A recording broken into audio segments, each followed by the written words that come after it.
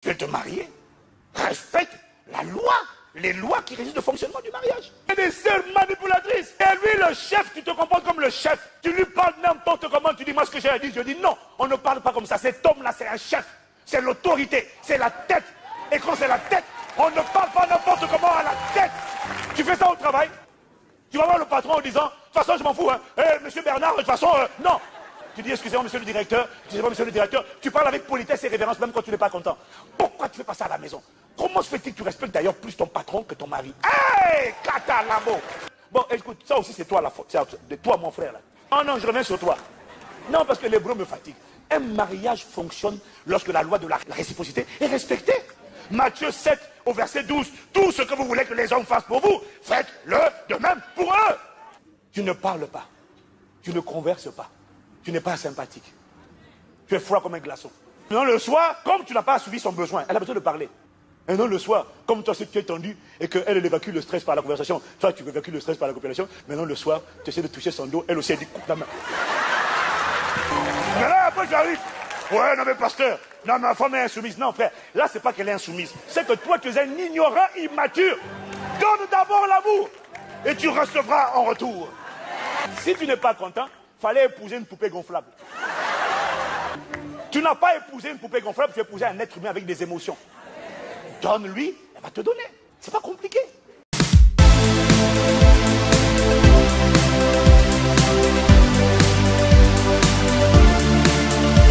Il dit que le mariage, lis avec moi à haute voix, mais vraiment à haute voix parce que ça, c'est un sujet vraiment à haute voix. Ah là, je dis à haute voix. 1, 2, 3.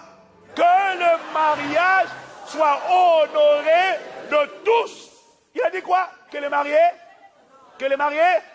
Que le mariage soit honoré, respecté de tous.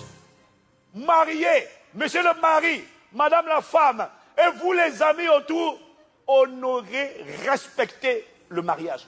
Et le lit conjugal exempt de toute souillure, car Dieu jugera les impudiques et les adultères. Quelqu'un me dit amen.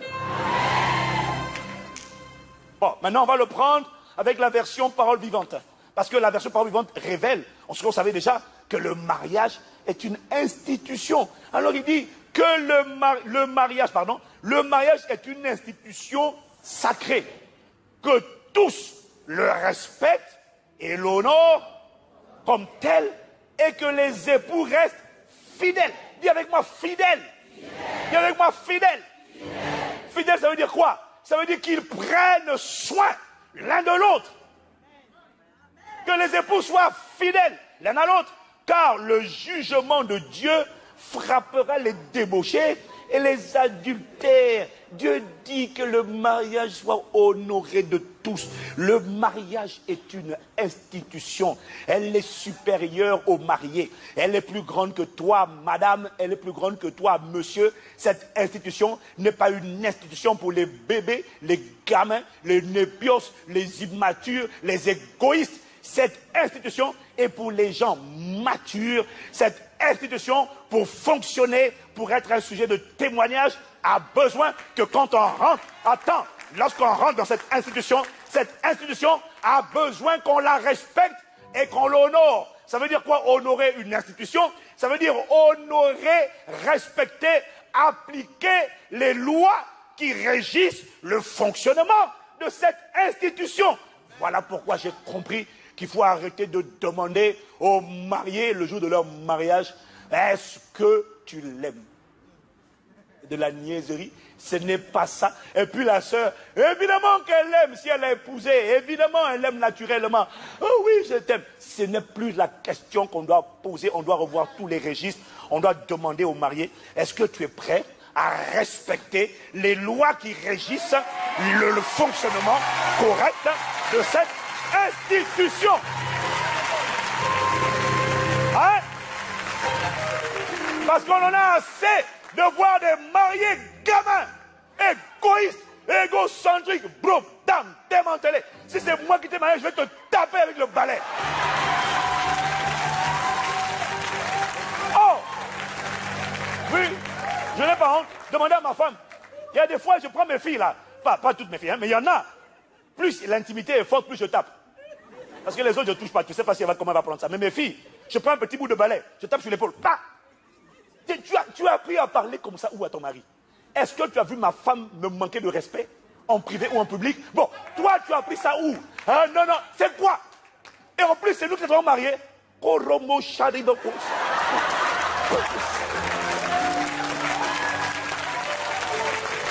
attends d'abord. Attends. La question c'est, ouais, mon gars, on va commencer par toi. Parce qu'il y a d'abord mari, aimez vos femmes. Est-ce que tu es prêt à respecter les lois qui régissent le fonctionnement de cette institution? La première loi, c'est l'amour. Marie aimait vos femmes comme Christ aimait l'église et il s'est livré pour elle. Il s'est livré. Quand l'église n'a pas envie de parler, il est obligé de supporter, on va parler. Donc, quand toi tu pries, parfois il dit, mais tu as déjà pris le même sujet, non? Tu dis, Seigneur, c'est encore moi. Qu'est-ce que Jésus fait? Il écoute. Marie fait pareil. Ouh, écoute, elle a besoin de parler, écoute. Tu es prêt à donner l'écoute parce qu'il y a des gars qui veulent se marier, mais il n'est pas prêt à changer pour donner. Moi, je veux me marier, frère, pasteur. Mais si elle parle trop, je vais lui dire, arrête de parler. Et gars, ne te marie pas. Arrête de nous, et de nous faire, non. J'en ai assez de gens qui font ça après le mariage, et la soeur vient se plaindre, mais il ne parle pas. Parle! Je lui parle! Parle à la soeur! Elle évacue le stress par la conversation. Parle-lui. Quand tu parles pas, elle commence à paniquer. Parle! T'as pas envie de... Ouais, mais je vais dire quoi encore? Dis comme moi. Parle.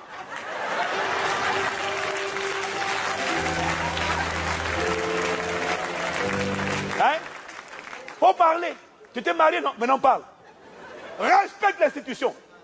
Tu n'es pas en train de faire ça pour elle. Tu es en train de faire ça pour l'institution. Aime-la. Comme Christ aimait l'église. Et il s'est livré pour elle. Afin de la sanctifier. Sanctifie-la. Mets-la de côté. Dans ton cœur, quand tu parles avec les autres sœurs, et quand tu parles avec ta femme, si il n'y a pas de différence, c'est qu'il y a un problème. Tu n'as pas sanctifié. Il faut que quand tu parles d'elle, ah, quelle ébauche.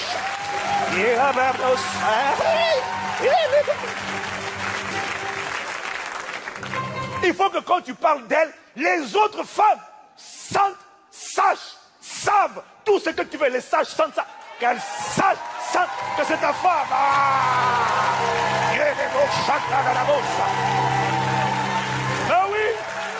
Ben oui. Faut qu'elle sache quand une femme se sait sanctifiée. C'est ce que Christ a fait avec l'église. Il l'a mis à part. Elle a un traitement spécial. Il ne la traite pas comme il traite les autres. Or, à toutes les autres, il parle, mais avec elle, son langage est différent. Ça, tu ne peux pas la traiter comme... Mais du coup, les sœurs vont se dire, mais non, mais c'est ça qui donne de l'espoir aux autres sœurs. Mais quand tu sens... Moi, tu m'as déjà vu sanctifier une femme comme la mienne? Jamais. Tu ne peux même pas te mettre à penser, espérer. C'est impossible. Tu n'es pas Miss Univers éternel, la sœur. Dis-moi, man! Mon frère, tu veux te marier? D'accord. Est-ce que tu es prêt à respecter l'institution? Cette femme a besoin d'être protégée. Pas d'être exposée, protégée. Pas d'être découverte, mais couverte. Voilà pourquoi Paul dit qu'il faut qu'elle ait un voile, mais il parlait de la couverture. Elle a besoin d'être protégée. Donc, frère, tu veux te marier? Tu l'as épousée? Bon, maintenant, tu l'as épousée là. Est-ce que tu es prêt? Tu acceptes de la protéger. Quand elle fait mal le riz. Hein? Écoute, mon gars, tu avais qu'à te débrouiller. Non, faut pas nous embrouiller. Tu aurais dû te renseigner avant de te marier. Tu es allé choisir sur la base de sa beauté, tu n'as pas choisi sur la base de la recommandation. Personne ne te l'a recommandé, tu te l'es recommandé à toi-même sur la base de son apparence physique. Débrouille-toi là-bas. Satan, c'est bon.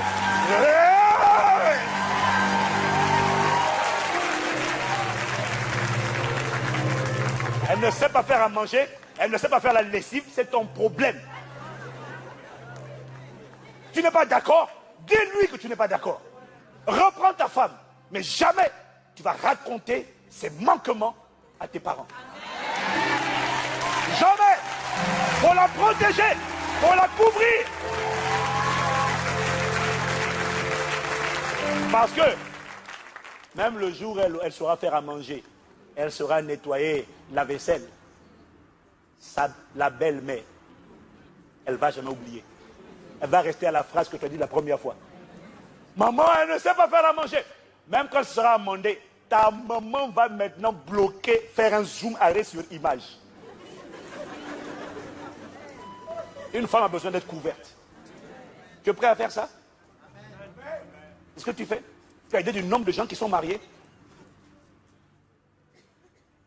qui ne veulent pas sanctifier, ils ne veulent pas mettre de côté, ils ne veulent pas se livrer. Tu as idée du genre? Que le mariage soit respecté, pas les mariés. Alors, bro, tu veux te marier? Tu t'es marié. Ce mariage-là, les gens matures. Dieu dit que tous le respectent et l'honorent comme tel et que les époux restent fidèles les uns aux autres. Tu veux te marier? Respecte la loi, les lois qui régissent le fonctionnement du mariage. Je me suis dit amen. Ma soeur, hein? Oh chérie, tu quoi? Hein? Non, il faut arrêter de brûler les gens. Mais j'en ai assez. Mais on est rempli des sœurs manipulatrices. C'est lui le chef, tu te comportes comme le chef. Tu lui parles n'importe comment, tu dis moi ce que j'ai à dire. Je dis non, on ne parle pas comme ça. Cet homme-là, c'est un chef. C'est l'autorité, c'est la tête. Et quand c'est la tête, on ne parle pas n'importe comment à la tête.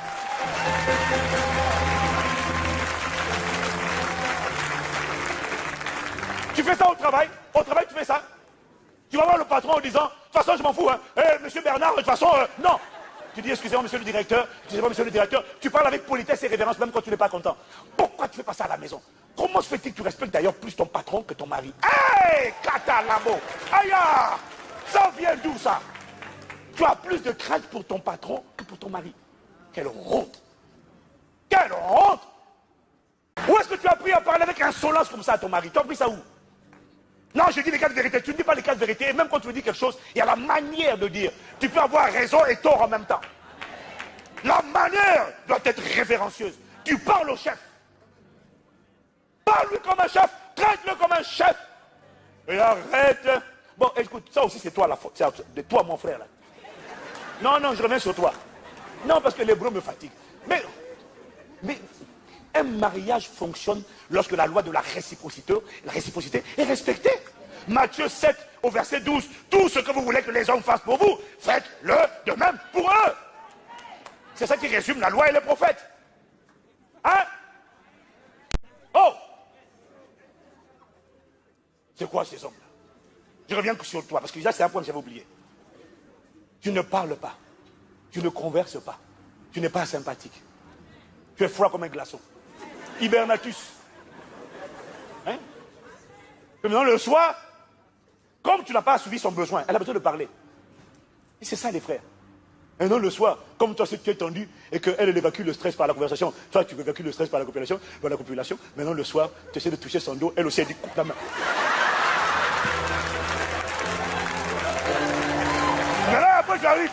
Ouais, non mais pasteur, non ma femme est insoumise. Non frère, là c'est pas qu'elle est insoumise, c'est que toi tu es un ignorant immature. Donne d'abord l'amour et tu recevras en retour.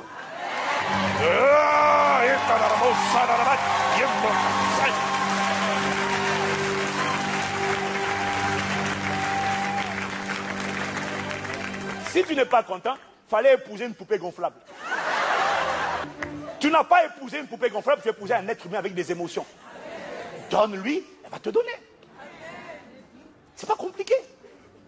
Comment croyez-vous qu'on a fait? Ça fait 17 ans de lune de miel. Tu crois que c'est à cause de quoi? C'est la sagesse. Hein? C'est la sagesse. Alors on en a assez de ces gamins immatures. C'est pas une question d'âge. Il y en a assez de vous tous gamins. Vous voulez vous marier. Est-ce que tu es prêt à respecter les lois de l'institution? Me fatiguer. Je parle à toute la famille de Dieu, le corps de Christ, je ne parle pas à Boissy.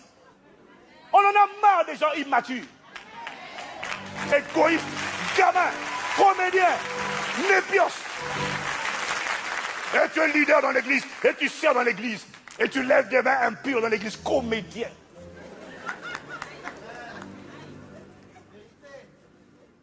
Ton corps n'est pas à toi. Respecte-le, ma soeur. Aime-la. Ça ne peut pas échouer. L'institution sera respectée. Mais est-ce que tu as idée du nombre de gens qui transgressent volontairement, consciemment, la loi de l'amour pour les hommes, la loi du respect pour les femmes, mais ils viennent détenir à l'église? Dieu a dit que le mariage soit honoré. Le lit conjugal, exemple de toute souillure. Dieu jugera les débauchés et les adultères. Tu as idée du nombre de gens qui arrivent?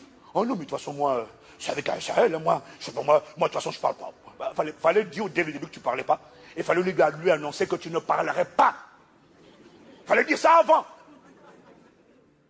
Et toi, il fallait lui dire, dès qu'on sera mariés, je vais t'injurier, mais te manquer de respect, et te critiquer, te salir devant les gens. Mais comme tu n'as jamais vu, je te le promets, devant Dieu, devant les anges, devant les hommes, aujourd'hui, jour de notre union, je te promets de t'injurier. Il fallait dire ça. Au moins, il avait le droit de dire non, pasteur, je crois que je change d'avis, je préfère ne pas sceller l'alliance. Tu as idée du nombre de gens qui font ça? Et je sais que tu m'écoutes. Ce qui est terrible, tu sais c'est quoi? Tu ne te rends pas compte que tu es en train de transgresser des lois que Dieu a établies pour l'institution. À cause de toi, les païens vont se moquer. Les démons vont se moquer de l'idée de Dieu. Ils vont dire, tu vois, les idées de Dieu, ça ne marche pas. Dieu dit, si ça marche, à condition que la loi de la réciprocité soit appliquée. Les démons disent, ah. Et sans que tu te rendes compte, en refusant d'obtempérer, de collaborer, de respecter, tu es en train de mépriser Dieu. Parce que tu méprises le mariage. En méprisant le mariage, tu méprises l'instituteur de l'institution, Dieu.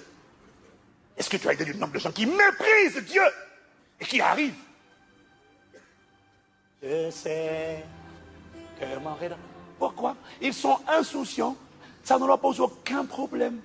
Une voix les a convaincus que tu peux parler n'importe comment à ta femme, tu peux la traiter n'importe comment, tu peux l'exposer devant ses parents, devant ses beaux-parents, tu peux faire tout ce que tu veux. Ma soeur, injurie-le, rabaisse-le, méprise-le, ne t'inquiète pas. Une voix est en train de te dire, ça va aller.